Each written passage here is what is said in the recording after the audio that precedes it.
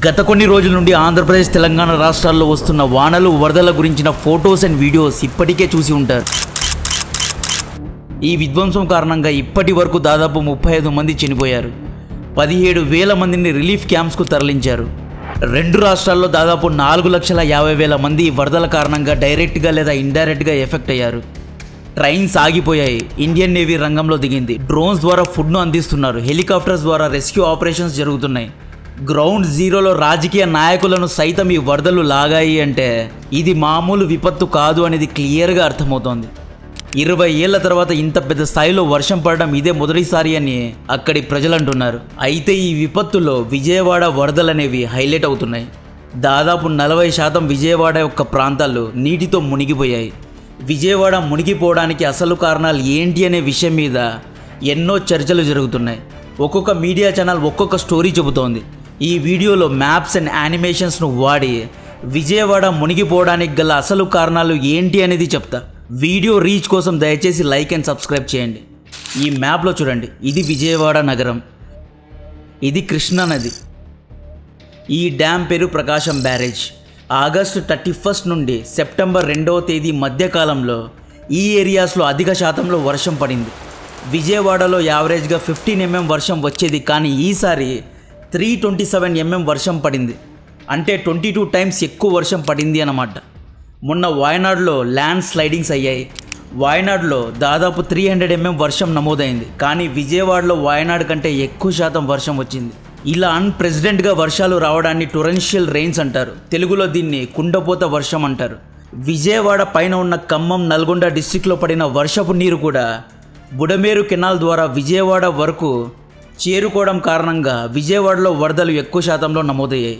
So ఇంత పెద్ద స్థాయిలో వర్షం వచ్చింది కాబట్టే విజయవాడ మునిగిపోయింది అని చాలామంది అనుకొని ఉంటారు. ఇంకొంతమంది కృష్ణానది ఓవర్ఫ్లో అయ్యింది, ప్రకాశం బ్యారేజ్ గేట్స్ను ఎత్తేసారు, అందుకే విజయవాడ మునిగిపోయి ఉంటుంది అని అనుకుని ఉంటారు.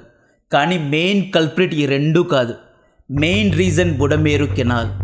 ఈ బుడమేరు కెనాల్ అనేది ఇక్కడున్న మైలవరం చుట్టూ ఉన్న కొండల నుండి మొదలై ఇలా విజయవాడ నగరం మీదుగా కొల్లేరు చెరువులో కలుస్తుంది అన్నమాట.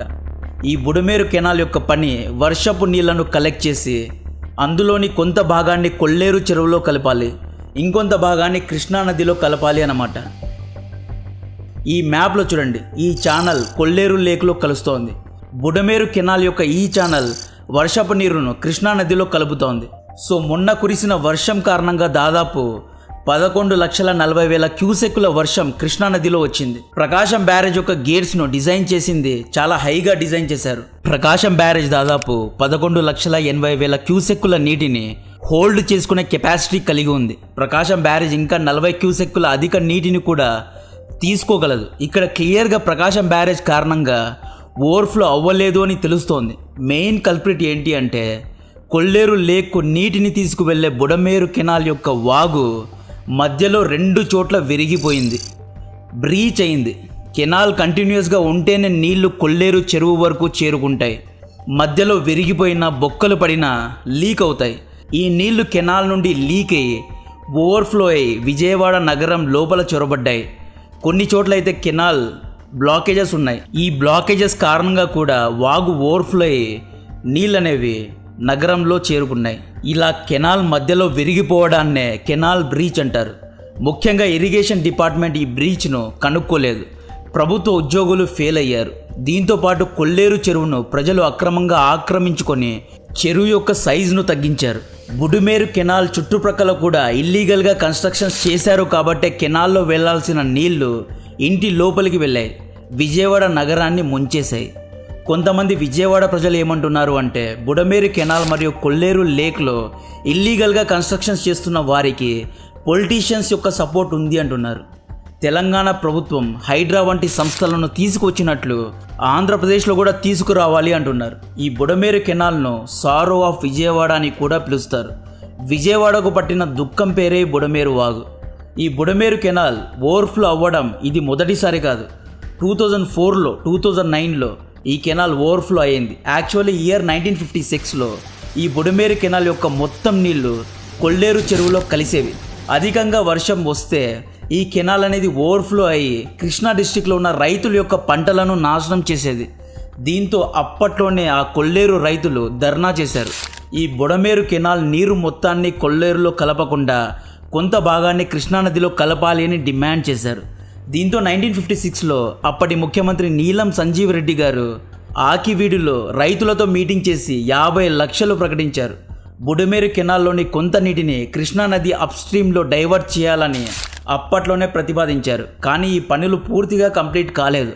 యాక్చువల్లీ 1950s నుండి విజయవాడ ప్రజలకు బుడమేరు కెనాల్ నుండి ముప్పు అనేది ఉంది. ఈ బ్యాక్ స్టోరీ ఎందుకు చెబుతున్నాను అంటే మన వ్యవస్థ ఎలా పనిచేస్తుందో చెబుతున్నా. మనలో చాలామంది అనుకుని ఉంటారు, ఇది న్యాచురల్ డిజాస్టర్, ఎవ్వరూ ఊహించని విపత్తు, వర్షం వచ్చింది కాబట్టి ఇలా జరిగింది అని. బట్ 70 ఏళ్ల నుండి కొల్లేరు రైతులు ఈ వాగు ద్వారా ఎన్నో కష్టాలు ఎదుర్కొంటున్నారు అనేది అందరూ గ్రహించాలి. నెక్స్ట్ 2005లో కూడా ఇదే విధంగా బంగాళాఖాతంలో అల్పపీడనం కారణంగా, అదే బే ఆఫ్ బెంగాల్లో లో ప్రెషర్ కారణంగా కుండపోత వర్షం వచ్చింది. ఆ అన్ప్రెసిడెంటెడ్ రెయిన్స్ కారణంగా అప్పట్లో కూడా బుడమేరు కెనాల్ ఓవర్ఫ్లో అయ్యి 75% విజయవాడ మునిగిపోయింది. ఈ వర్షం కారణంగా అప్పట్లో మున్సిపల్ ఎలక్షన్స్ కూడా రద్దయ్యాయి.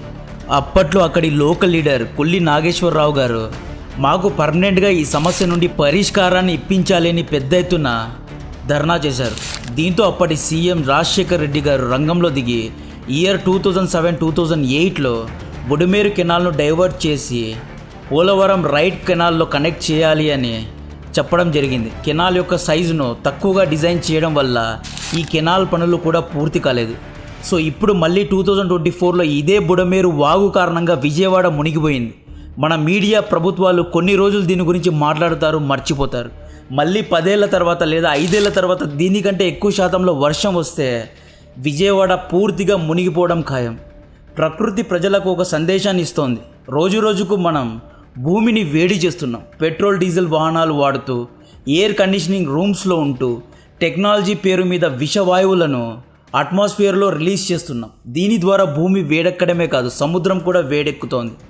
యాక్చువల్లీ ఆంధ్ర, తెలంగాణ రాష్ట్రాల్లో ఇంత పెద్ద స్థాయిలో వర్షం ఎందుకు వచ్చింది అంటే ఖమ్మం, విజయవాడ, విశాఖపట్నం వంటి డిస్ట్రిక్ట్స్ అన్నీ ఎక్కడుంటాయి అంటే ఇవి బే ఆఫ్ బెంగాల్కు దగ్గరగా ఉంటాయి. సమ్మర్ సీజన్లో భూమి యొక్క టెంపరేచర్ ఎక్కువగా ఉంటుంది, సముద్రం యొక్క టెంపరేచర్ తక్కువగా ఉంటుంది. సో సమ్మర్ సీజన్లో భూమి యొక్క టెంపరేచర్ ఎక్కువగా ఉంటే ఎయిర్ డెన్సిటీ తగ్గుతుంది, అంటే గాలి యొక్క సాంద్రత పల్చగా అవుతుంది. దీంతో భూమి పైన లో ప్రెషర్ క్రియేట్ అవుతుంది. లో ప్రెషర్ క్రియేట్ అయినప్పుడు విండ్స్ అంటే గాలులు సముద్రం నుండి భూమి వైపు వెళ్తాయి. వింటర్ సీజన్లో దీనికి రివర్స్ అవుతుంది. వింటర్ సీజన్లో భూమి యొక్క టెంపరేచర్ తక్కువగా ఉంటుంది, సముద్రం యొక్క టెంపరేచర్ ఎక్కువగా ఉంటుంది. సో సముద్రం యొక్క వాతావరణం పల్చగా మారుతుంది. సో గాలులు అనేవి వింటర్ సీజన్లో భూమి నుండి సముద్రం వైపు వెళ్తాయి. ఈ గాలులు ఎవాపరేట్ అయి మేఘాల్లా మారుతాయి. దీంతో ఎక్కువ శాతంలో వర్షం పడుతుంది. మీరు చూస్తే వర్షంతో పాటు హై స్పీడ్లో గాలులు కూడా వీస్తున్నాయి. ఈ గాలులు చాలా డేంజరస్గా ఉన్నాయి. విజయవాడలో, ఖమ్మంలో ఇటువంటి గాలులను చూసాం. ఈ గాలులు రావడానికి కారణం బే ఆఫ్ బెంగాల్లో లో ప్రెషర్ క్రియేట్ అవ్వడమే. ఈ గాలులన్నీ బే ఆఫ్ బెంగాల్ వైపు వెళ్తున్నాయి. ఈ ప్రెషర్ డిఫరెన్స్ అనేది ఎక్కువగా ఉండకూడదు. మనం వాతావరణాన్ని కలుషితం చేసి సముద్రం యొక్క ఉష్ణోగ్రతను పెంచుతున్నాం. దీని కారణంగా సముద్రంలో లో ప్రెషర్ అనేది చాలా ఎక్కువగా క్రియేట్ అవుతుంది. లో ప్రెషర్ ఎంత ఎక్కువగా ఉంటే అంత ఫాస్ట్గా గాలులు వీస్తాయి. సో విజయవాడలో ఇంత పెద్ద స్థాయిలో వర్షం పడడానికి కారణం బే ఆఫ్ బెంగాల్.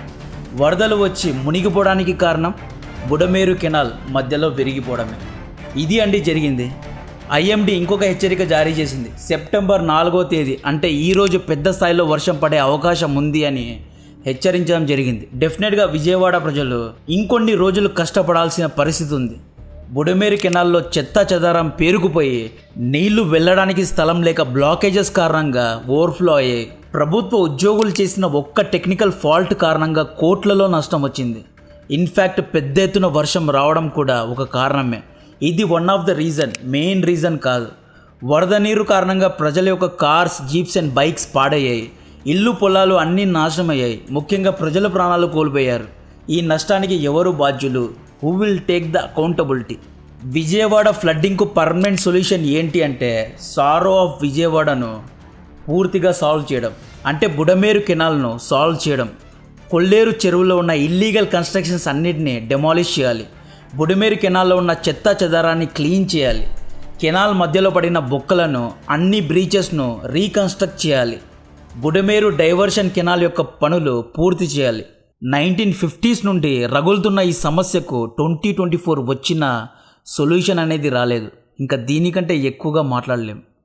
ఈ ఇన్సిడెంట్ గురించి మీ అభిప్రాయాన్ని కమెంట్ చేయండి. కాంటెంట్ నచ్చితే వీడియోను లైక్ చేయండి. ఛానల్ను సబ్స్క్రైబ్ చేసి అందరికీ షేర్ చేయండి. జై హింద్.